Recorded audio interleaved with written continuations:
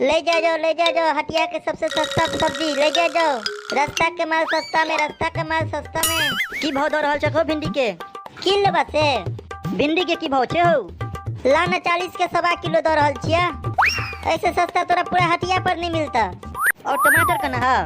लाना 60 के 1.25 किलो दर रहल छिया। पूरा हटिया घूम के देखला कैसे निक टमाटर तोरा पूरा हटिया पर नहीं मिलता। हां हां से तो बात तू ठीके कह रहल छ। पूरा हटिया घूर के एलौ या, मगर तोरा जका लाल टमाटर हम कतो नहीं देखलिए या। जना लागे छ कि एखनते ब्यूटी पार्लर से मेकअप करवा के लौला या।